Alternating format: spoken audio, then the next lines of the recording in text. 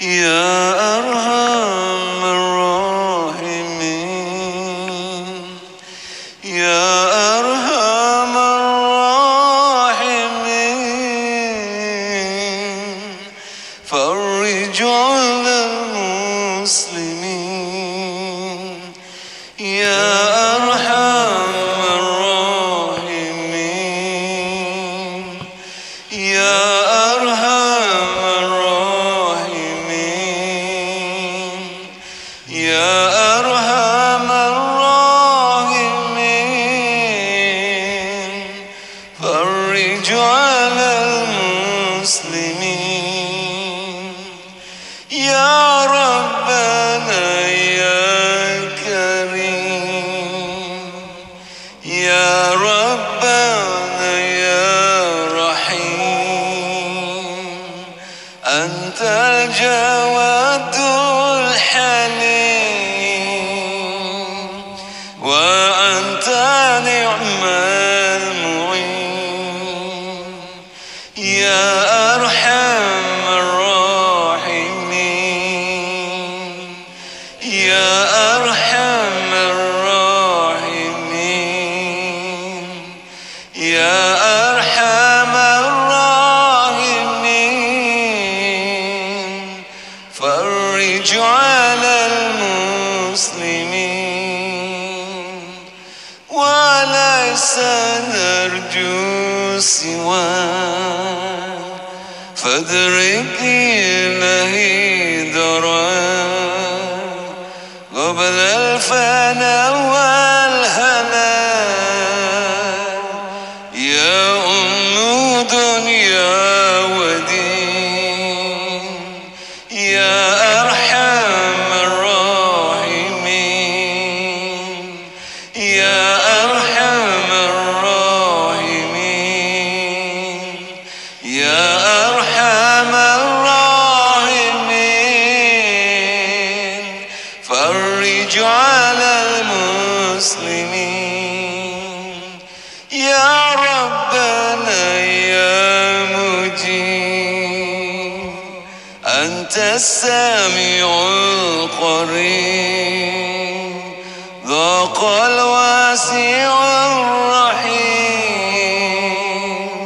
فانظر إلى المؤمنين يا أرحم الراحمين يا أرحم الراحمين يا أرحم الراحمين فرج على المسلمين رب احينا الشاكرين وتوفنا مسلمين نبعث من الآمنين في زمرات السابقين يا أرحم الراحمين يا أرحم الراحمين يا أرحم الراحمين فرج على المسلمين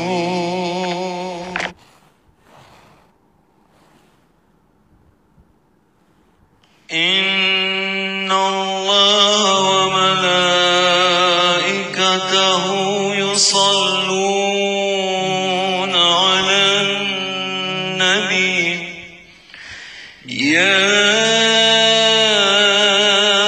أيها الذين آمنوا صلوا عليه وسلموا تسليما اللهم صل وسلم وبارك عليه وعلى آله اللهم صل على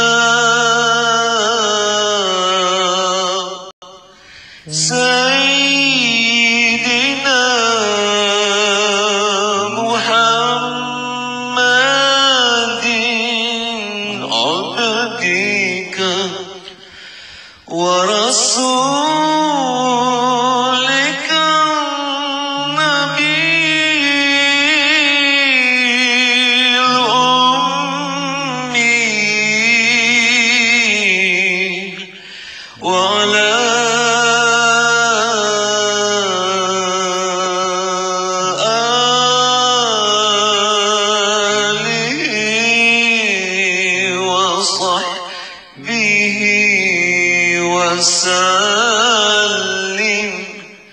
اللهم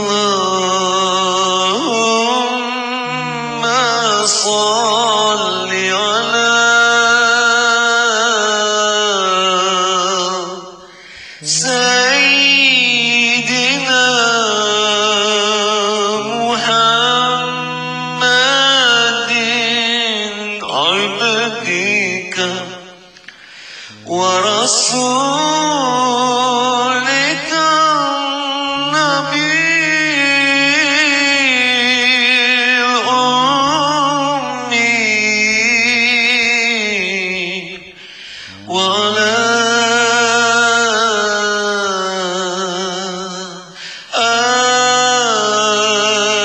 آله وصحبه وسلم اللهم صل على سيدنا محمد عبدك ورسولك النبي الأمي وعلى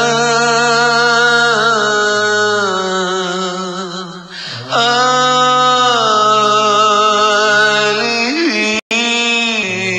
وصحبه وسلم.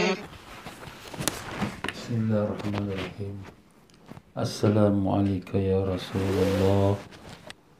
Assalamualaikum ya Nabi Allah. Assalamualaikum ya Habib Allah. Assalamualaikum ya Sayyidal Mursalin. Assalamualaikum ya Imam al-Muttaqin. Assalamualaikum wa ala alika tahirin. Assalamualaikum wa ala ashabika ajma'in. Warahmatullahi wabarakatuh. Al-Fatihah. A'udzu billahi minasyaitonir rajim. Bismillahirrahmanirrahim. Alhamdulillahi rabbil alamin arrahmanir rahim maliki yaumiddin. Iyyaka na'budu wa iyyaka nasta'in. Ihdinas siratal mustaqim. Siratal ladzina an'amta 'alaihim ghairil maghdubi 'alaihim waladdallin. Amin. Bismillahirrahmanirrahim. Allahumma salli wa sallim ala sayyidina Muhammad wa ala alihi wasallam. Rabbi shrah li sadri wa yassir li amri wahlul 'uqdatam min lisani yafqahu qawli. Subhanaka la 'ilma lana illa ma 'allamtana innaka antal alimul hakim. Wa la hawla wa la quwwata illa billahil 'aliyyil 'azim. Ilahana anta maqsudana wa ridaka matlubana atina mahabbataka ma'rifatak. Wa sallallahu ala sayyidina Muhammad wa ala alihi wasallam. Alhamdulillah rabbil alamin. Bismillahirrahmanirrahim. Alhamdulillah rabbil alamin. Wa bihi nasta'in ala umur dunya waddin. Allahumma salli wa sallim wa barik ala habibir rahman wa sayyidil akwan al-hadir ma'a man salla alaihi fi kulli zaman wa makan wa ala alihi wa sahbihi wa tabihi bi ihsan. Rabbi shrah li sadri wa yassir li amri wa ahlul 'uqdatam min lisani yafqahu qawli. Muslimin dan muslimat rahimakumullah. Assalamualaikum warahmatullahi wabarakatuh. Alhamdulillah, syukur kita pada Allah Ta'ala dengan limpah kurnia taufik hidayatnya telah diperkenankan kita untuk sama-sama pada petang ini mengikuti pengajian iaitu Fiqhul Ibadat menurut mazhab Al-Imam Syafi'i rahimahullah ta'ala. Ya para jemaah sekalian semua, apa khabar? Alhamdulillah, mudah-mudahan semuanya dipanjangkan umur, dalam sihat walafiat, disembuhkan semua penyakit, dikabulkan sekalian hajat, ditanamkan iman dan taqwa, dibukakan pintu ma'rifat, dan dimatikan semua dalam iman, dalam Islam, dalam husnul khatimah, dan dibangkitkan yaumul qiyamah bersama-sama Rasulullah sallallahu alaihi wasallam, mendapat barakah dan syafaat baginda. Allahumma amin ya rabbal alamin. Ya para jemaah sekalian, menyambung kita dalam pelajaran Fiqhul Ibadat, di mana kita sedang membicarakan daripada rukun salat bab sujud. Kita dah mengatakan salat ini ada 13 rukun. 13 rukun semuanya ada syarat-syarat, setiap rukun ada syarat. Andai kata kita tak menyempurnakan syaratnya, kalau rukun tu tidak sah dan tak dibetulkan, maka dengan itu tidak sah salat kita.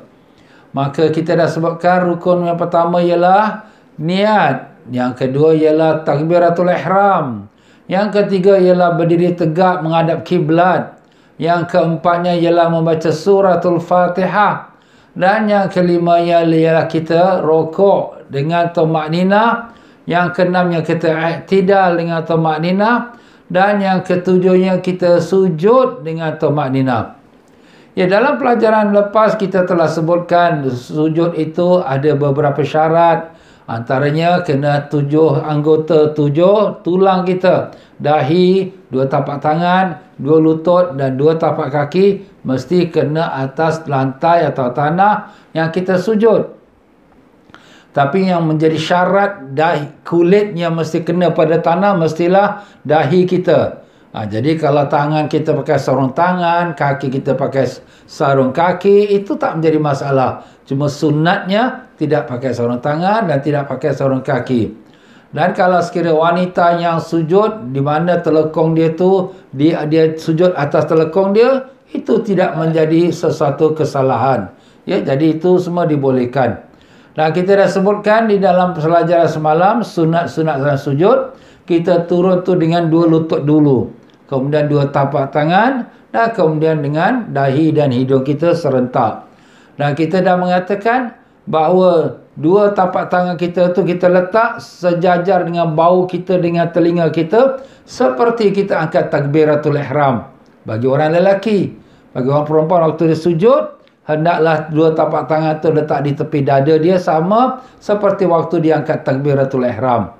Jadi kalau orang lelaki dalam masa angkat takbiratul ihram, takbir nak pergi ke rokok, takbir bangun pada rokok, dan waktu kita sujud, inilah posisi tangan kita. Bagi orang perempuan, waktu dia takbiratul ihram atau nak pergi rokok, bangun pada rokok atau waktu sujud, inilah posisi tangannya waktu dalam demikian itu. Bagi orang perempuan, ya, jadi letakkan 2 tapak tangannya di sebelah dadanya. Dan kita telah mengatakan bahawa sujud itu hendaklah dipreskan pada dahi kita, ditekankan pada dahi. Maksud ditekankan ialah meletakkan berat badan kita pada dahi. Jadi dengan itu kita rokok, kita sujud itu mestilah perut kita ni renggangkan daripada paha kita. Kira-kira kita punya paha kita berdiri 90 degree. Jadi kita sujud tu agak jauh sikit daripada kepala lutut kita. Bagi orang lelaki, jadi bagi orang lelaki, sujudnya tu hendaklah dia punya belakang dia tu rata sampai kepada kepala, jangan bengkok. Tapi kalau orang perempuan dia disunatkan rapatkan kepada kepala lututnya. Mukanya, wajahnya dekat dengan kepala lutut, jadi dekatkan, kecilkan bentuk badan dia. Itu orang perempuan. Jadi begitulah dalam masa sujud, kita dimakruhkan jari ni direnggang, jangan. Bahkan sunatnya jari tu dirapatkan menghadap ke arah kiblat. Tapak kaki kita pun menghadap arah kiblat dan jari-jari kita pun rapat menghadap arah kiblat. Dan demikian pula kita punya lengan kita ni bagi orang lelaki dibukakan, renggangkan daripada kita punya lembung kanan dan kiri, rusuk kanan kiri. Kita renggangkan dia. Kalau sekiranya orang lelaki makruhkan, ya, diletakkan tangan dia tu atas lantai. Jadi sujud, dia rest lengan dia atas lantai. Makruh hukumnya. Kerana ia menyerupai seperti duduknya binatang buas. Seperti harimau, singa, seperti anjing. Dia letakkan dia punya siku dia di atas lantai. Itu menyerupai haiwan. Jadi macam itulah dia kalau sekira kita sujud, kita pandang kepada hidung kita, ya, kepada kalau kita membuka mata kita, dan sunat buka mata kita waktu kita sujud dan lihat pada hidung kita.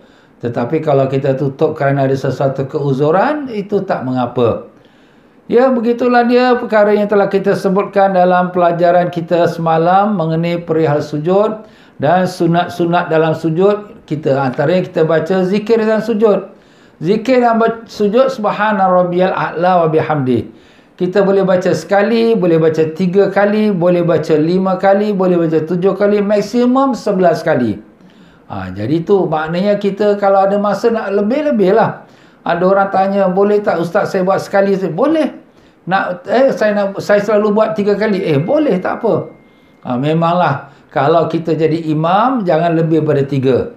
Sebab kita tak tahu makmum kat belakang sakit perut ke, nak balik kerja ke, kena kelang kabut.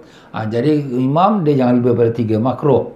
Tapi kalau kita sembahyang sendirian atau kita sembahyang sunat yang di mana makmum tahu ini imam lambat, okey, setuju, terima.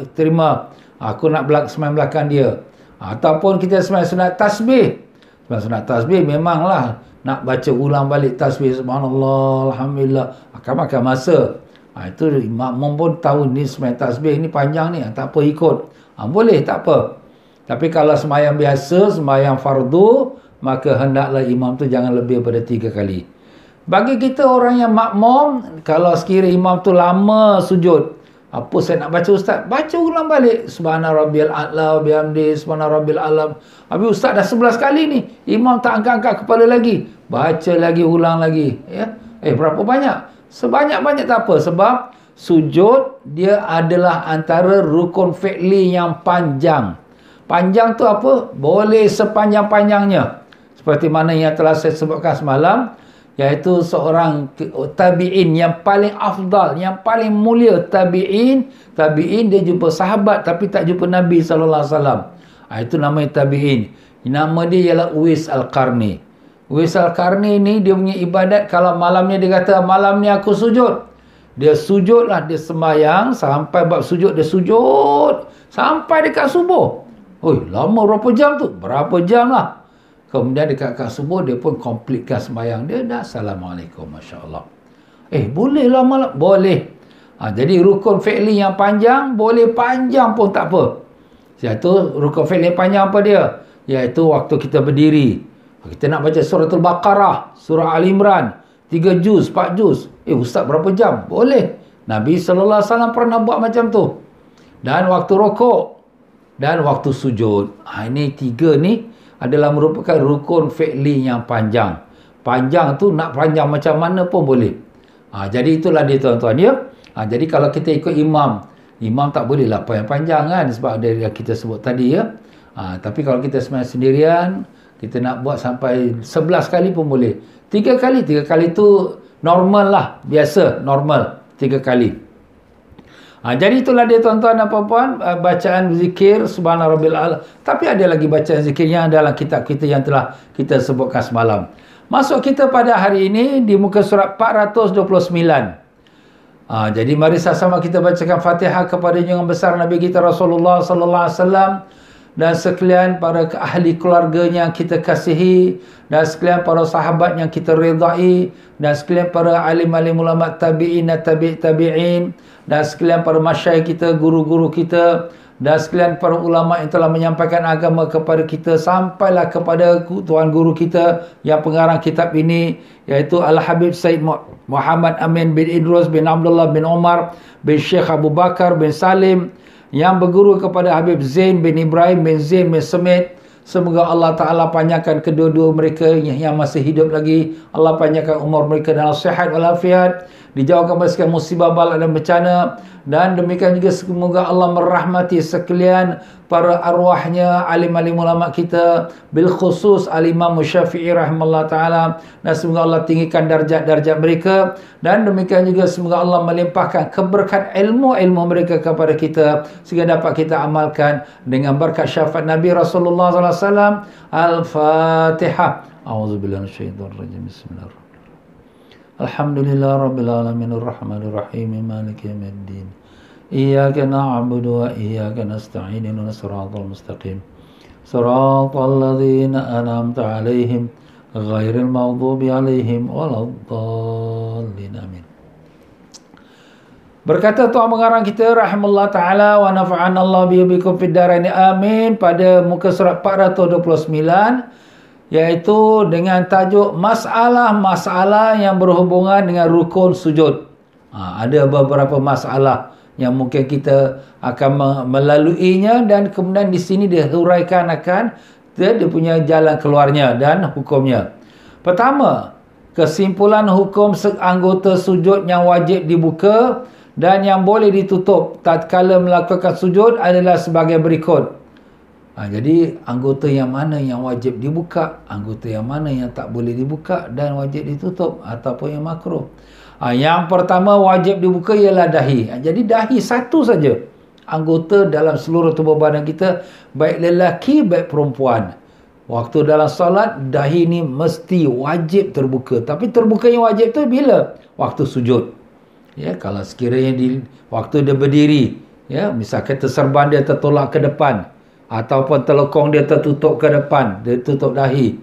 Ataupun orang perempuan dia pakai niqab, dia pakai tutup tutup cadar dia, ya. Ustaz dia semayang dia tutup muka, tak apa. Masa berdiri tak apa. Tapi waktu sujud mestilah dia bukakan dahi dia, kenakan kulit dia dengan tanah ataupun tempat sejadah yang dia sujud atasnya. Itu dia punya syarat dia yang kita dah sebut dah tu. Itu dahi wajib buka waktu sujud tu. Jadi kalau kita nak tambah sikit, wajib dibuka iaitu dahi waktu sujud lah, ya. Kalau lain pada waktu sujud tak wajib buka, ya. Dan yang kedua, sunat dibuka, iaitu kedua tangan dan kaki bagi laki-laki. Bagi orang perempuan haram. Orang perempuan wajib pakai stokin. Kalau stokin tu ditipis nampak warna kulit, tak sah. Dan kalau orang perempuan tu pakai stokin berlombang kat bawah tapak kaki dia, sujud nampak tapak kaki dia, kulit dia pun tak sah. Jadi dia kena pakai tutup komplit orang perempuan. Tapi kalau orang lelaki sunat jangan pakai stokin, sunat jangan pakai sarung tangan. Biar barefoot atau bare hand kita dia kena pada tanah macam tu. Tapi orang perempuan wajib dia tutup, ya. Adapun bagi perempuan maka haram membuka kaki dan sunat membuka kedua tangan. Bagi orang perempuan tangan yang aurat sampai mana?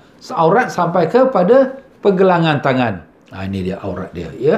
Jadi kalau sekiranya tapak tangan dia tu terbuka, habis ustaz nampak tangan dia, tak apa, sah sembahyang sebab auratnya tutup sampai ke pergelangan tangan.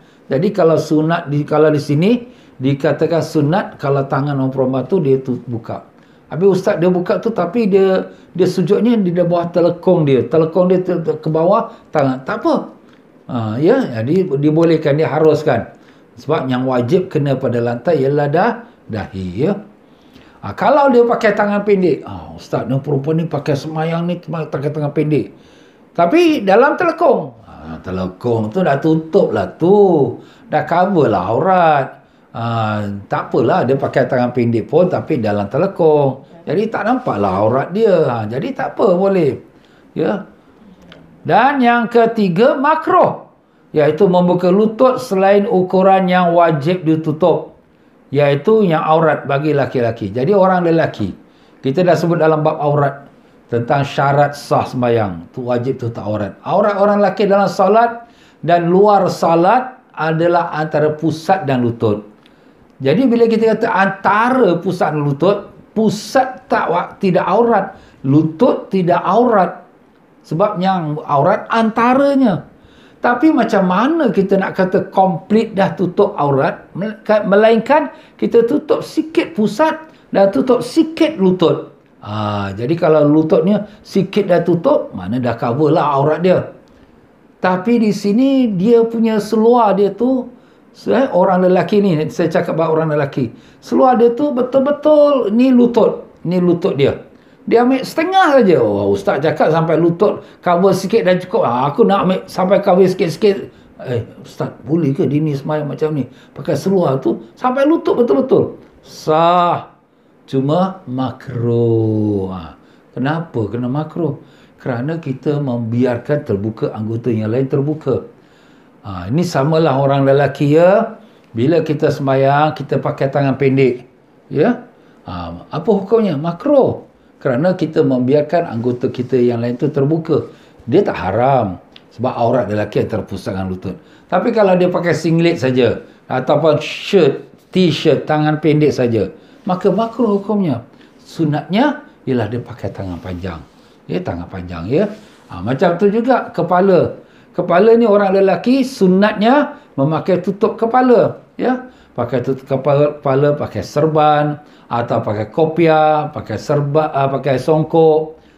Kalau tidak pun kita kalau tak ada apa, ambilkan kain ke apa, kita tutup kepala. Tengok setengah-setengah orang-orang India kan, dia ambil sapu tangan pun diikat kat kepala dia. Sebab itu satu penghormatan. Tapi taklah haram, taklah batal semayang. Cuma makruh, ya, kalau solat dengan kepala terbuka, itu hukumnya makruh. Sebab Nabi SAW tak pernah sembahyang kepala terbuka. Melainkan waktu dalam ihram dan saat seketika dalam peperangan dan keadaan yang tak dapat dielakkan. Bukan menjadi satu kebiasaan. Ya, tapi kebiasaan Nabi SAW ialah tutup kepala. Itulah kebiasaan kita orang Islam, ya, orang lelaki tutup kepala. Itu jadi amalan kita, sunnah kita, ya. Baik. Sujud yang kedua, sujud hanya dengan sebahagian dari tiap anggota sujud, hukumnya adalah makruh. Jadi kalau sujud tu setengah-setengah anggota yang wajib. Apa anggota yang wajib sujud? 7 anggota yang kita dah sebut tadi. Dahi, 2 tapak tangan, lutut dengan 2 tapak kaki. Tapi dia tak buat sepenuhnya dahi. Umpamanya dia sujud, serban dia sengit, setengah kena kat lantai, setengah tak kena sebab tertutup dengan serban. Ataupun orang lelaki, dia tak pakai kopiah, tak pakai songkok. Jadi bila dia sujud, dahi dia tutup kepala, tutup dahi. Tapi setengah dahi kena lantai, setengah tak kena. Sah ke Ustaz? Dah rambut dia sampai tutup dahi. Tapi setengah buka sah. Tapi makruh, macam tu. Tapi tangan dia nak kenakan macam mana? Kalaulah kita kata pada pelajaran kita, syarat tapak tangan tu mesti rantai kena penuh tapak tangan. Tapi dia ambil hanya hujung jari dia letak atas lantai tu. Tak sah. Itu bukan tapak tangan, itu hujung jari. Atau dia terbalikkan. Tak sah. Itu bukan tapak tangan, itu belakang tapak tangan. Atau tapak tangan dia buat macam karate. Tak sah. Itu bukan tapak tangan, itu tepi tapak tangan. Nampak? Jadi tak boleh kita buat macam tu. Lutut mestilah dua-dua lutut confirm kena letak atas tanah. Kalau nak angkat lutut terbalik kau nanti. Dan 2 tapak kaki mesti pressure. Tapi kalau tak dapat pressure, 5 jari kita tu, Ustaz saya kaki sakit tak boleh nak pressure, tekan 5 jari. Tak boleh tekan 5 jari tu, dapat yang ibu jari dia, 2 jari lagi, dapat tekan, cukuplah. Tapi kalau sekiranya dia dapat pressure kan tekan semua, tak apa. Habis Ustaz kalau pakai stocking, tak apa, pakai stocking pun tak apa, dia tekankan juga. Ya, melainkan kalau pakai kasut yang kita dah sebut lah. Kalau pakai kasut dia mesti kena pada tanah. Sebab kasut nak tekan tak boleh, ya, cuma letak atas tanah. Baiklah, itu dia punya keadaan. Jadi itulah tadi kita kata makruh kalau sekiranya dahi kita tu setengah kena pada sujud, setengah lagi tertutup. Tapi sah solat dia. Yang keempat, jika yakin atau ragu telah meninggalkan satu sujud, maka perincian hukumnya adalah sebagai berikut. Dia yakin ataupun dia ragu-ragu, aku ni kurang satu sujud lah. Macam mana hukum dia? Jadi hukum dia, jika sujud yang ditinggalkan adalah pada rakaat yang terakhir, maka wajib untuk menambah 1 kali sujud dan mengulangi bacaan tasyahudnya, dan sunat untuk melakukan sujud sahwi sebelum salam. Jadi kita pun duduk tahiyat akhir. Di tengah baca tahiyat akhir, at-tahiyyatul mubarakatus, aku ni tadi satu sujud tak buat lagi ni. Dia ragu-ragu. Atau dia confirm, aku belum buat lagi sujud yang kedua. Habis apa nak buat? Kurang satu sujud kan? Maka wajib balik pergi sujud. Allah Akbar, sujud. Ini sujud aku yang kedua ni. Tapi tak payah niat aku sujud kedua lah. Kita terus saja pergi sujud. Lepas kita dah sujud, kita balik duduk lagi tahiyat akhir. Wajib baca lagi tahiyat akhir. Kenapa? Menjadi syarat tahiyat akhir nak dibaca, rukun sebelumnya sudah sempurna. Macam ni. Dia baca tahiyat akhir, tapi sujud yang ke akhir belum lagi. Wajib balik pada sujud akhir dan balik ulang balik tahiyat akhir bacaan dia. sebelum dia beri salam. Sunat dia sujud sahwi. Allahu Akbar, sujud sahwi. Dia niatlah, aku sujud sahwi kerana Allah. Sebelum beri salam tu, kemudian dia pun sujud sahwi, 2 kali sujud. Allahu Akbar dia sujud, kemudian Allahu Akbar duduk, kemudian Allah Akbar lagi sujud, kemudian dia duduk lagi Allah Akbar, kemudian dia beri Assalamualaikum, salam sunat. Ya. Itu dalam bab sujud sahwi kita akan explainkan lebih detail lah. Ini cuma kita tahu dia punya hukum dia. Itu kalau kita ragu dan kita terlupa meninggalkan satu sujud yang terakhir pada rakaat terakhir dan pada sebelum kita memberi salam, iaitu pada baca tahiyat akhir. Jika sujud yang ditinggalkan adalah selain rakaat yang terakhir, maka wajib untuk menambah satu rakaat. Kita dalam salat kita tu rakaat kedua kita buat hanya satu sujud. Sewaktu kita tahiyat akhir rakaatnya keempat, baru kita teringat, aku tadi rakaatnya kedua tu aku kurang satu sujud lah. Confirm Ustaz, saya kurang satu. Jadi kalau dia dah confirm, maknanya itu rakaat kedua tu dia tak sah rakaat kedua, bukan seluruh sembahyang tak sah. Saya dah ulangkan sekali lagi, bila kita silap atau salah atau tertinggal satu daripada rukun dalam satu rakaat tu saja yang tidak sah, bukan seluruh sembahyang tidak sah, tidak. Ya. Tapi kalau tak digantikan, tak dibetulkan, seluruh sembahyang menjadi tak sah. Sama lah macam tawaf pun. Ya, kalau kita tawaf Baitullah, kalau orang buat haji, buat umrah kan, bila dia tawaf Baitullah, pusingan yang kelima dia terbuka aurat. Wajib tutup aurat. Tapi dia tak betulkan pusing kelima tu. Orang dah habis pusing ke-7, dia pun terfikir, alamak, aku tadi terbuka aurat pusing kelima. Jadi pusing kelima saja yang tak sah. Kena gantikan satu lagi round. Jadikan dia 8. Pasal ganti yang pusingan kelima. Itu bab bahagian tawaf. Sama lah, semayang ni pun sama. Jadi kalau sekiranya dia confirm yang dia itu tak ada sujud yang kedua pada rakaat yang kedua, atau rakaat ketiga, atau rakaat yang yang pertama, ya. Jadi di sini apa nak buat? Dia tambahkan satu rakaat lagi, kerana rakaat yang aku tak sujud yang kedua tidak dikira sah. Rakaat itu tak sah. Jadi sekarang aku dah rakaat keempat. Tidak, engkau sekarang kira 3. Kau kena bangun, tambah lagi satu rakaat. Dan nanti sebelum beri salam, dia sujud sahwi, kerana dia tertinggal. Kalaulah dia macam was-was, ni masalah was-was lain pula. Dia was-was, aku dah buat sujud kedua ke belum ni pada rakaat yang kedua? Rakaat kedua ni aku tadi sujud sekali ke 2 kali? Yang kita wajib kita kena buat 2 kali. Dia was-was. Tapi dah sampai rakaat keempat ni baru dia terfikir pula. Saya nak bagikan satu panduan. Anda ni semayang ni baru semalam semayang, baru belajar semayang semalam, baru setahun. Ustaz, saya ni dah umur 40 tahun dah 50 tahun. Dah berpuluh tahun saya semayang. Kita kalau dah semayang berpuluh tahun, dah jadi darah daging kita. Maksud darah daging kita, rutin kita. Makna kita dah sudah jadi kebiasaan kita. Semayang punya setiap rakaat mesti ada 2 kali sujud. Tapi macam was-was. Dia bukan was-was, kita terlupa. Terlupa nak ingat jumlahnya. Tapi bukannya kita tak buat.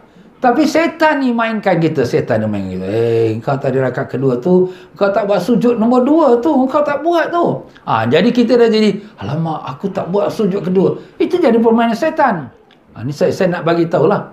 Kita bukan baru 1 hari semayang, bukan baru seminggu semayang. Kita dah berpuluh tahun semayang. Takkan masih lagi tak tahu yang kita kena sujud 2 kali. Rakaat pertama kenapa buat 2 kali? Kenapa rakaat ketiga buat 2? Kenapa rakaat kedua pula yang kau pergi buat 1 kali sujud? Tak masuk akal. Jadi sini saya nak bagi guideline-nya, garis panduan, jangan dilayan.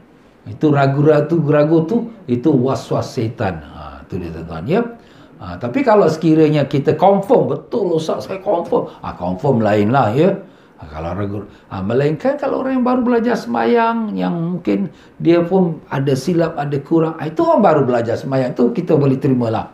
Baiklah, itulah dia tuan-tuan, ya. Jadi kalau sekiranya dia ragu-ragu ataupun dia confirm dia tak melakukan sujud 2 kali pada mana-mana satu rakaat di tengah-tengah salat, maka bila kita di rakaat terakhir, itu bukan rakaat terakhir, kita tak tahiyat akhir lagi, kita terus sambung lagi satu rakaat sebagai gantikan rakaat kita yang tak sempurna lagi. Allahu a'lam. Yang kelima, jika berdiri pada rakaat yang kedua, kemudian teringat bahawa hanya melakukan satu kali sujud pada rakaat pertama, maka wajib kembali untuk sujud. Ini yang kita dah sebut tadilah ya. Jika dia sudah berdiri, ini sekarang dia semayang, dia dah salat satu rakaat, dah selesai satu rakaat pertama, masuk rakaat kedua. Masuk rakaat kedua ni, aku tadi ni sujudnya sekali saja rakaat pertama. Ini dia, ni pasal dekat kan. Tadi dia dah sujud, kemudian terus naik diri. Aku ni tadi baru satu kali sujud, kenapa aku pergi berdiri pula? Jadi dah confirm yang dia punya rakaat pertama kurang satu sujud. Apa kita jawab? Kita perintahkan kau pergi sujud balik. Sebab kita dah sebut tadi, setiap satu rukun tak boleh dilakukan melainkan sudah sempurna rukun sebelumnya. Kita nak i'tidal, sami Allah liman hamidah, tak sah i'tidal selagi rukuk tadi tak sempurna. Sempurnakan rukuk baru ke i'tidal. Dan kita nak turun sujud, tak sah sujud kita selagi i'tidal kita tidak sah. So dia berkait-kait, bersambung-sambung. Dia tertib. Ini antara rukun solat ialah tertib. Maknanya tertib tu go in sequence, mengikut dia punya urutan dia. Kalau A tak sah, B tak boleh buat. Kalau B tak sah, C tak boleh kita buat. Dia kena A sah baru masuk B, B sah baru masuk C, C yang sah baru masuk D, and so on. Itu cerita dia tuan-tuan ya. Okey, sekarang kita nak turun sujud. Tapi apa hukumnya? Soal, tatkala kembali, apakah langsung sujud atau duduk terlebih dahulu kemudian sujud? Ini satu soalan yang baik. Saya dah masuk rakaat kedua, tapi rakaat pertama saya kurang satu sujud. Apa hukumnya? Balik pergi balik sujud. Balik sujud.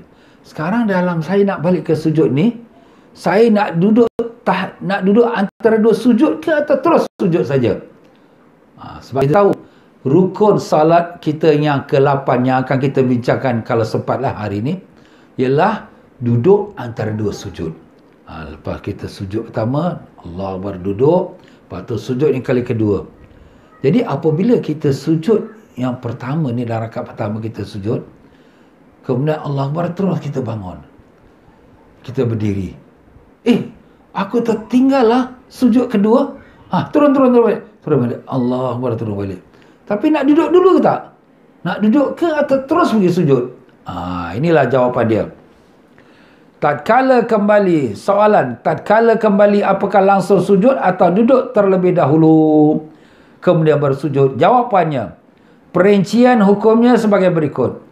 Jika telah duduk jilsah istirahat, duduk istirahat sebelum berdiri ke rakaat kedua, maka langsung sujud. Di dalam bab sembahyang kita ni, kalau kita daripada rakaat pertama nak berdiri masuk rakaat kedua, atau daripada rakaat ketiga nak berdiri masuk rakaat keempat, sunat sebelum kita berdiri itu duduk istirahat. Ini dalam mazhab Syafi'i, Imam Syafi'i rahimahullah ta'ala. Semua ada hadisnya. Nanti kita akan sampai babnya, kita akan cerita. Duduk istirahat. Macam mana tu duduk istirahat? Istirahat tu mana? Rehat. Rehat. Kita ambil napas sekejap. Jadi kita dah sujud ke pertama, duduk, Allahu Akbar, Rabbi firli warhamni. Sujud kali kedua, Allahu Akbar, subhana rabbiyal a'la wa bihamdi.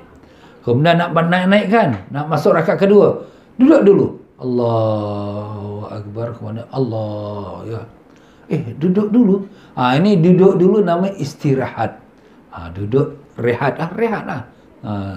rehat kemudian diri. Jadi andai kata kalau engkau tadi bila duduk, daripada sujud pertama, rakaat pertama, sujud pertama, sebelum naik kita duduk istirahat. Kerana duduk fikir, ini kita dah buat dua sujud ni. Kemudian lepas tu kita pun diri, Allah Akbar, masuk rakaat kedua. Dah berdiri, baru terfikir, aku tadi Satu sujud, bukan dua. Habis nak buat apa? Turun sujud balik. Turun sujud balik, nak duduk lagi, duduk dah. Tak payah duduk. Pasal duduk istirahat itu sudah jadi pengganti duduk antara dua sujud. Itu dia punya cerita dia. Tetapi, masalah yang berikutnya di muka surat 430. Jika tidak duduk jilsah istirahat sebelum berdiri ke rakaat kedua, maka wajib duduk terlebih dahulu dengan ukuran tumakninah kemudian sujud. Kalau tidak duduk istirahat, macam mana? Ni kebanyakan orang muda-muda biasa tak duduk istirahat. Ya, dia daripada di rakaat pertama, dia sujud pertama, kemudian dia terus naik dengan sangkaan dia dah buat 2 sujud. Dia terus naik. Maka dia tak ada duduk istirahat. Jadi kalau tak ada duduk istirahat, maknanya bila dia nak turun, alamak, aku ni sebenarnya baru 1 sujud, bukan 2. Jadi kena pergi ke sujud. Bila nak pergi ke sujud tu,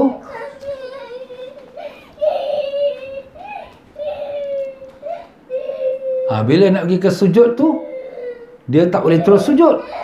Kerana ada rukun satu lagi sebelum sujud yang kedua. Apa dia? Duduk antara 2 sujud. Jadi waktu dia bangun daripada sujudnya yang rakaat pertama tu, dia baru buat 1 sujud, dia terus naik Allah, masuk rakaat kedua. Ada duduk tak? Tak ada duduk. Kemudian bila dia teringat dia ni masih kurang 1 sujud pada rakaat pertama, patah balik tapi bukan terus sujud, duduk dulu, sebab dia bukan tertinggal 1 rukun, 2 rukun dia tertinggal. Duduk antara 2 sujud sekurang-kurang tumakninah, Rabbighfirli, sudah. Kemudian Allahu Akbar, sujud dia yang dia tertinggal itu. Itulah dia tuan-tuan, ya.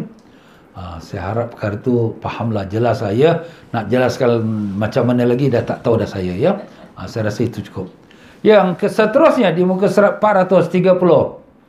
Yang ke-6, jika mengangkat dahi dari tempat sujud kerana terganggu, seperti terdapat batu pada tempat sujud, kemudian kembali ke tempat sujud, maka perincian hukumnya adalah sebagai berikut. Ni masalah kita dah sujud, aduh sakit dahi kita. Kenapa? Batu-batu tajam-tajam. Macam mana nak sujud? Tak boleh nak sujud. Jadi kita angkat dahi kita. Angkat dahi kita, kita bersihkan tempat sujud tu. Sebab kita nak letak dahi ni tak boleh letak. Umpamanya. Jadi bila kita angkat dahi, lepas tu kita sujud balik. Apa hukumnya? Ini sama juga macam kita sujud atas sejadah. Atas telekong kita. Orang perempuan bila dia nak sujud, telekong dia pun dia tiup kipas kat belakang dia, terus terbang telekong dia di depan dia, kemudian dia bersujud atas telekong. Alamak, ni telekong kurang ajarnya. Tapi jangan cakap lah, ya. Habis macam mana Ustaz? Angkat kepala, tarik telekong tu, kemudian sujud balik. Tak payah angkat kepala tinggi, tak payah. Angkat sikit saja, sekira-kira kita nak tarik telekong tu. Ini sama kesnya. Apa hukumnya? Ini nak bagi tahu hukum dia. Jawapannya tetap sah. Solatnya sah. Ya. Pada 2 masalah yang sebut ni. Apa 2 masalah? Yang pertama, jika hanya menggeser dahi tanpa diangkat. Tu kalau batu tu. Ya, jadi batu-batu kerikil ni, ya, yang mengganggu sakit dahi dia nak sujud tak boleh. Dia geser sikit. Dia tukarlah posisi dia tu. Dahi dia tu daripada sini dia tukar begini. Tapi dahi dia tak angkat. Dia tak angkat dahi. Dia geser. Ustaz boleh ke? Boleh. Asal jangan bergerak 3 kali berturut-turut. Ya. Dia cuma sekali. Zup. Dia tolak ke depan. Dia tolak ke tepi kanan sikit. Jadi dia tak angkat dahi. Sah. Yang kedua, jika diangkat, tapi kalau kain telekong tu dia nak geser tu macam mana? Boleh juga kalau kain telekong tu dia tutup sebahagian, tapi kita tarik kepala kita di luar kawasan kain telekong kita. Boleh. Ya, tak perlu kita angkat kepala lah. Tak perlu kita angkat kepala, ya.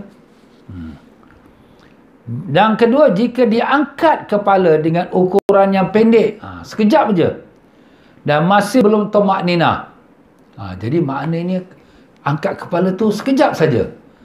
Jangan sampai lama sekira-kira tumakninah. Tumakninah kita dah sebut. Berhenti sekira-kira subhanallah. Subhanallah tu berapa lama tu? 2 second setengah atau 3 second. Jadi jangan lambatlah. Kita dah letak kepala, aduh batu banyak. Kita pun angkat kepala sikit, tolak batu-batu ni, terus sujud balik. Jangan lama. Ya, jadi kira-kira angkat kepala tu sekejap saja, tak sampai 2 saat, pop, kita tepiskan batu-batu, pop, sujud balik. Itu kalau batu. Macam tu jugalah kalau songkok kita, serban kita atau telekong kita. Kita nak angkat tu, kita angkat kepala sikit, terus tolak serban kita, tolak telekong kita, terus sujud balik. Tak sampai 2 second pun, ya. Pantaslah kita, jangan sampai tumakninah. Kalau kita dah angkat kepala lama pula, kepala tu sujud balik, itu dah kira macam menambah rukun. Itu jadi batal tu. Itu yang diletakkan syarat sah. Tapi batal salatnya pada 2 masalah yang berikut. Jika diangkat dengan ukuran yang pendek dan telah tumakninah. Itu dia. Dia angkat kepala dia tu lama sikit pula. Alamak, dah lebih pada tumakninah. Kemudian sujud balik. Tak pakai. Batal sembahyang kau tu. Kau dah kira menambah rukun. Ya. Dan yang kedua, jika diangkat tanpa terdapat uzur. Angkat kepala tak ada apa sebab pun. Dia dah sujud, angkat kepala. Apa yang kau nak angkat kepala? Lepas tu sujud balik. Ni kau dah tambah rukun ni. Tak ada apa sebab. Bukan kepala dia tertutup dengan dahi dia tu, ataupun ada batu termasuk. Tak ada apa. Tiba-tiba angkat kepala. Itu batal sembahyang. Sebab tu dah kira tambah rukun. Ya. Masya Allah, ya. Buku kita ni terperinci Tuan Pengarang dia, ya. Sebab Tuan Pengarang ni pun belajar dengan ulama besar di kota Madinah. Dan Masya Allah, ya, alim ulama mereka, kitab-kitab mereka banyak rujukan. Jadi kita beruntung. Kita tak buka kitab banyak, tapi dengan satu kitab ni, semua ilmu yang dalam kitab lain pun sudah dimasukkan dalam sini. Alhamdulillah. Bersyukur pada Allah. Baik, selesai kita dalam bicarakan tentang bab rukun yang ke-7, bab sujud. Sekarang kita masuk pula rukun yang ke-8, iaitu duduk antara 2 sujud. Di muka surat 431.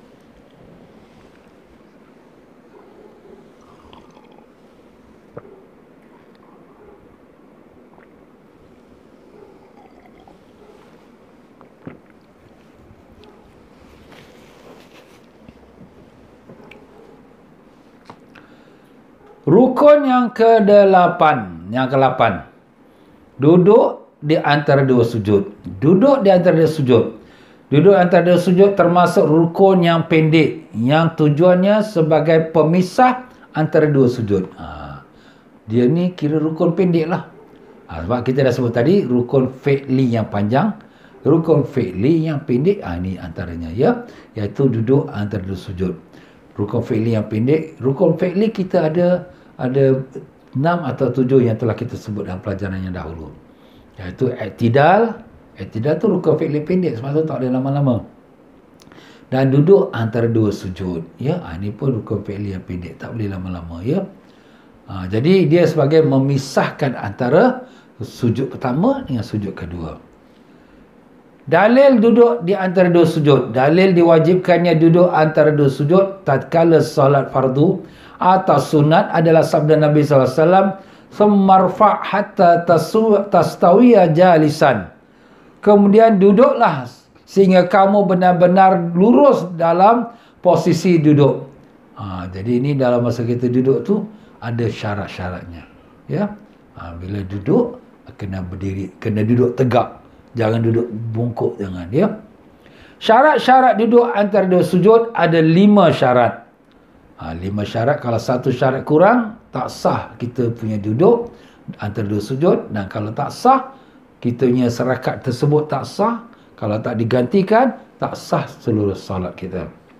Pertama, telah sah rukun sebelumnya, iaitu sujud yang pertama. Jadi duduk antara 2 sujud tu bila? Setelah kita bangun pada sujud yang pertama. Jadi sujud pertama tu syaratnya itu mesti sah tu. Sujud pertama. Sujud pertama dia tu dia buat macam ayam patuk padi. Pop, pop. Dia duduk. Itu sujud tak sah, duduk ini pun tak sah. Nampak? Itu syarat dia. Jadi sujud pertama tu mesti cukup syarat dia, dahi dia kena lantai, 7 anggota dia kena lantai dengan tomak nina. Tak ada tujuan lain dia sujud tu melainkan sujud kerana Allah. Jadi itu dah cukup syarat, baru dia duduk, baru itu syarat pertama, duduk atau dia sujud. Syarat kedua, tidak memaksudkan dengan duduk itu sesuatu yang lain. Tak ada niat lain. Kalau dia sujud penat aku nak duduk kau duduk ni kerana penat. Itu dah niat yang lain tu. Jadi jangan kita ada niat lain. Kalau dia buat untuk kerana niat lain, kerana penat ke letih ke dia nak duduk tak sah duduk dia tu. Tapi kalau dia ada 2 in 1, dia pun kata, alamak penatlah, letih sujud lama ni, aku nak duduk tapi duduk ni pun adalah rukun sembahyang. Allah Akbar. Jadi dia 2 in 1. Niat kerana rukun solat dan niat kerana nak rehat, nak duduk. Maka tak apalah, bolehlah.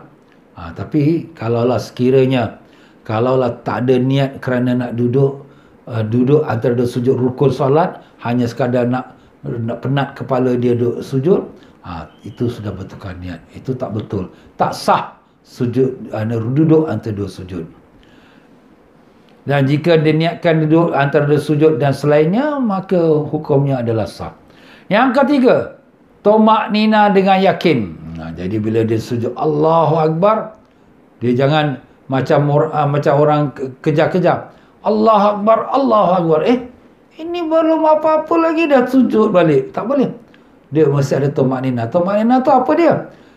Complete stop. Sekira-kira orang membaca subhanallah, lebihkan sikit. Subhanallah, 2 second jadikan 3 second. Ya. Jadi kita pun Allah Akbar, kita tak nak baca doa panjang-panjang, Ustaz, saya nak cepat nak pergi kerja. Okey, subhanallah atau rabbighfirli, Allahu Akbar. Tak apalah. Jadi kena tomak nina, confirm, yakin. Jangan kita, tapi kalau kita duduk lama, kita duduk rabbighfirli warhamni, tapi kita badan buat rabbighfirli warhamni wajburni warfa'an. Ini bergoyang ni. Bergoyang ni, tak ada tomak nina ni.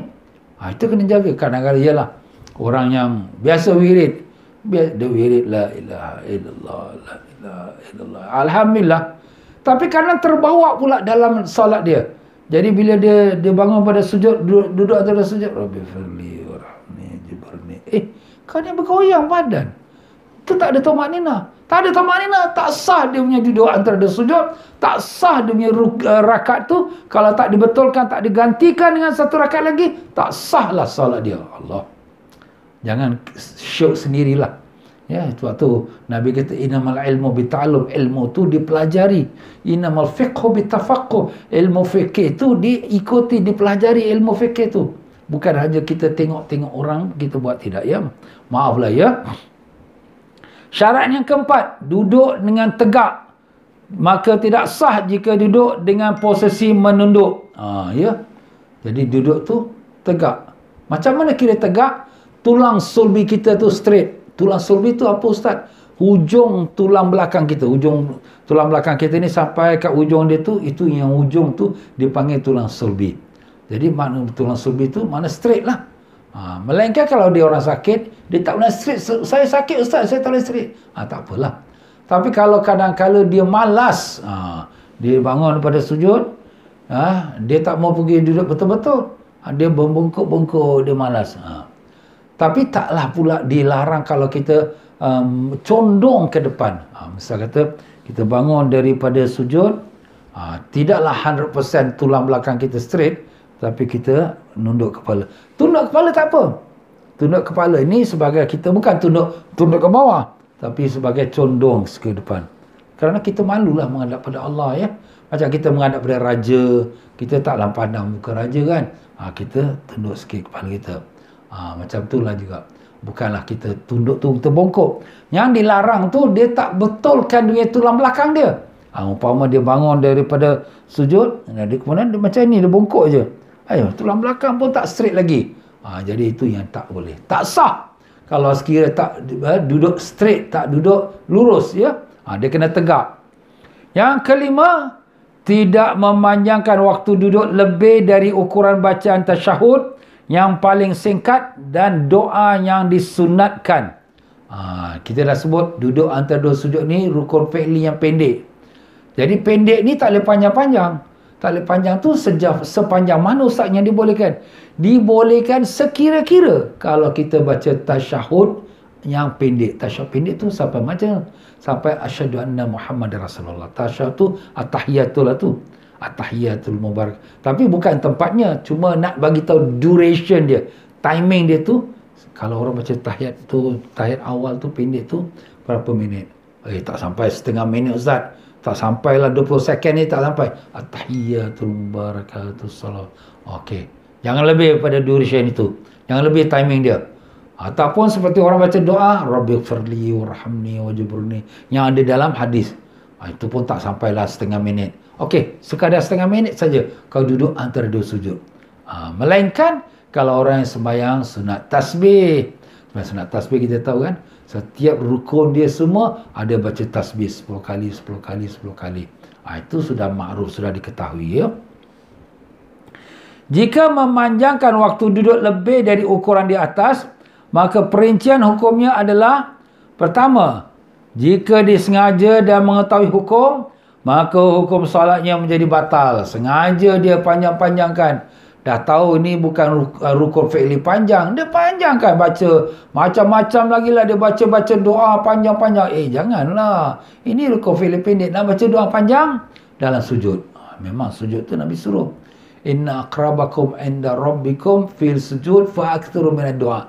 Seseorang kamu sangat dekat kepada Tuhannya pada waktu sujud, perbanyakkan doa. Doa banyak-banyak dalam sujud. Bukan doa banyak-banyak dalam duduk antara dua sujud. Duduk antara dua sujud ni baca doa yang ada dalam hadis. Rabbighfirli warhamni wajburni. Sekadar itu saja. Kalau dia tahu hukum dan dia sengaja buat, batal sembahyang. Dan di muka surat sebelah, muka surat 432, jika kerana lupa atau tidak mengetahui hukum, maka hukum solatnya tetap sah dan disunatkan untuk melakukan sujud sahwi. Kalaulah dia tak tahu hukum, dia tak belajar. Sebelum ustaz cakap ni, saya pun tak tahu ustaz. Inilah kali pertama saya dengar ustaz ajar ni, baru saya tahu tak boleh lama-lama. Habis yang dulu-dulu tak apalah, sembahyang awak sah. Sebab awak tak tahu, dimaafkan. Tapi kalau dia tahu, cuma dia terlupa, dia dah tahu, dah belajar, tapi dia macam terlajak. Alamak, aku dah terlebih pula. Habis macam mana? Nanti sebelum beri salam, Assalamualaikum. Sebelum beri salam, dah habis baca tahiyat, sujud sahwi, 2 kali sujud. Allahu Akbar, niati aku sujud sahwi kerana Allah. Terus sujud, duduk lagi, Allahu Akbar, sujud lagi, duduk. Nanti kita akan sebutkan explanation dia pada waktu hukum sujud sahwi. Itulah dia ya, sunat sujud sahwi kalau orang tu terlupa. Dan sunat-sunat ketika duduk antara dua sujud, wallahu a'lam. Kita berhenti situ sajalah tuan-tuan ya. Ya tuan-tuan dan puan-puan rahimakumullah, insya-Allah hari Jumaat ini, hari Jumaat ialah hari akhir bulan Jamadil Akhir. Dan dia malamnya, ya Jumaat malam Sabtu ialah malam 1 Rejab. Ya, malam 1 Rejab. Dan hari Sabtu 13 Februari ini ialah 1 Rejab.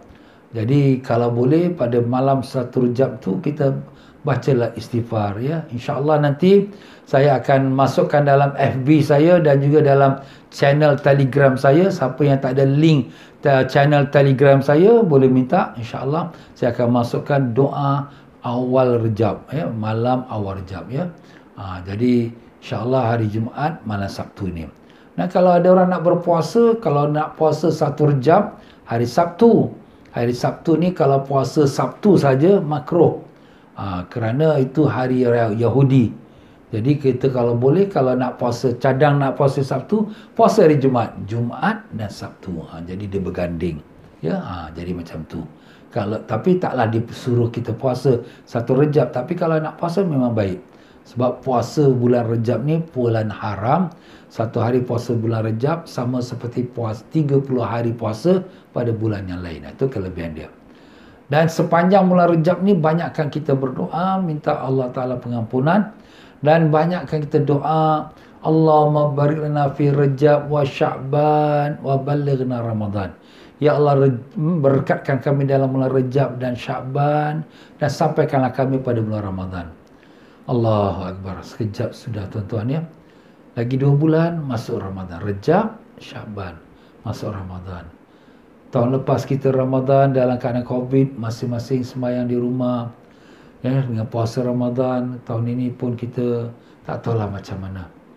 Mudah-mudahan Allah angkat Covid ni dan dapat kita salat tarawih di masjid seperti biasa. Mudah-mudahan.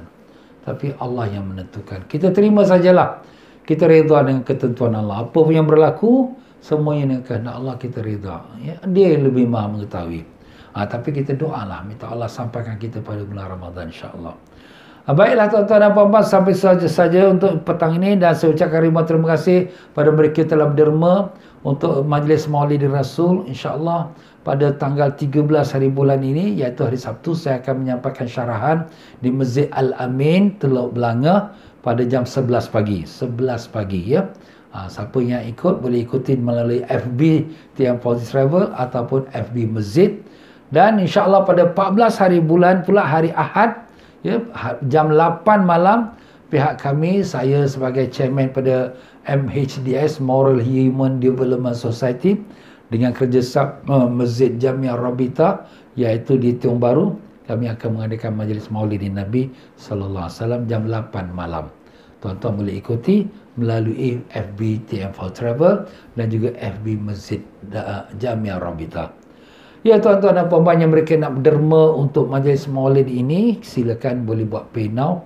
Dan saya pun ucapkan ribuan terima kasih pada mereka yang telah derma untuk membantu saya dalam program projek pembangunan madrasah, dan juga untuk membantu madrasah yang sedang kami bangunkan, dan juga dan madrasah yang telah kami bangunkan, maupun di Kemboja, maupun di Bangladesh, maupun di Indonesia ya.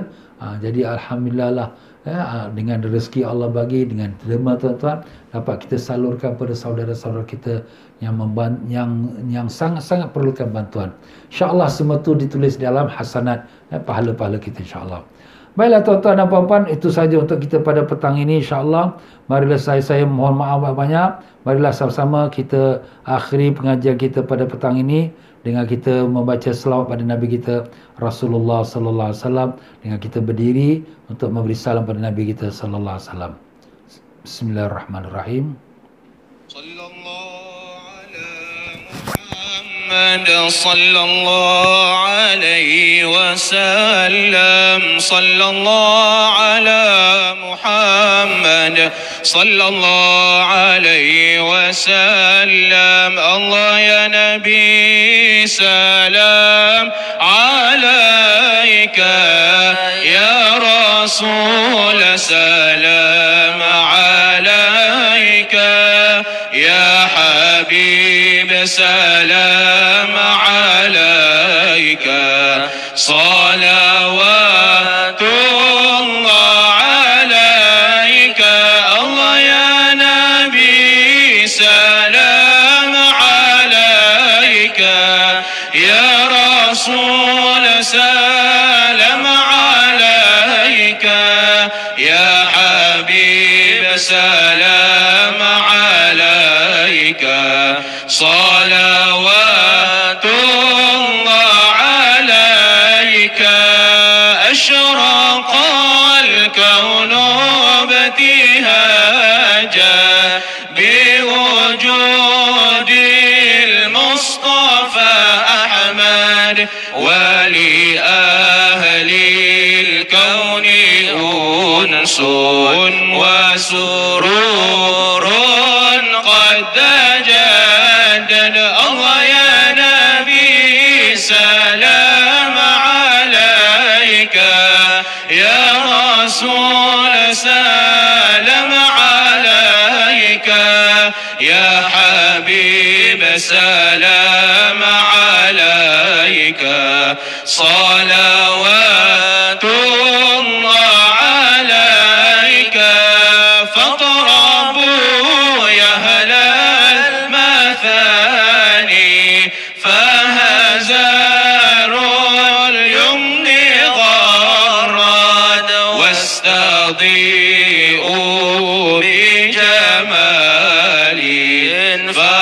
وفي الحسن تفرد. الله يا نبي سلام عليك، يا رسول سلام عليك، يا حبيب سلام عليك.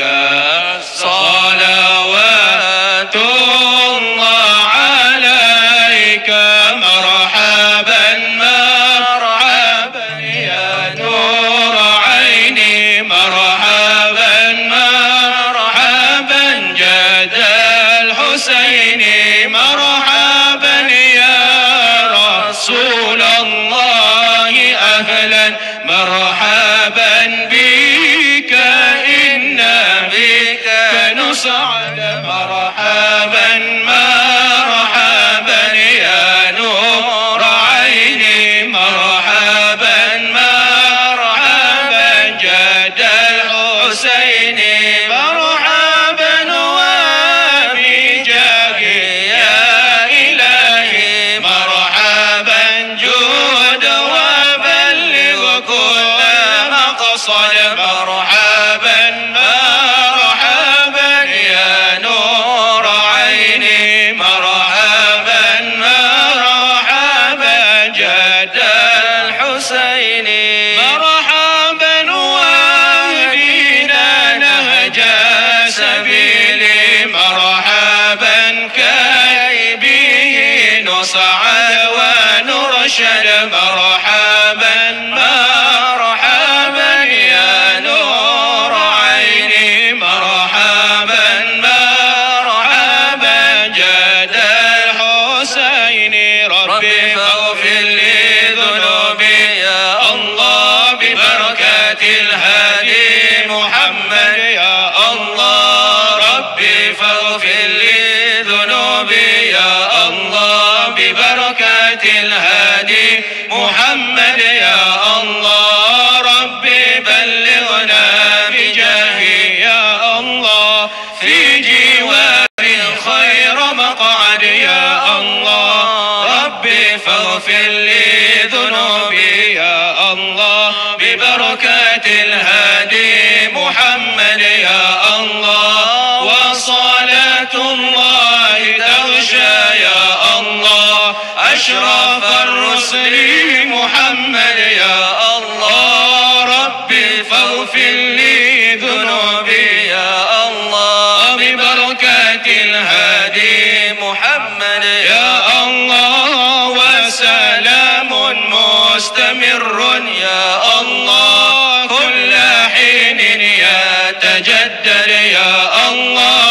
ربي فاغفر لي ذنوبي يا الله ببركة الهادي محمد يا الله. طلع البدر علينا من ثنيات الوداع، وجب الشكر علينا ما دعا لله داع. أيها المبعوث فينا جئت بالأمر المطاع، جئت شرفت المدينة، مرحبا يا خير داع. طلع البدر علينا من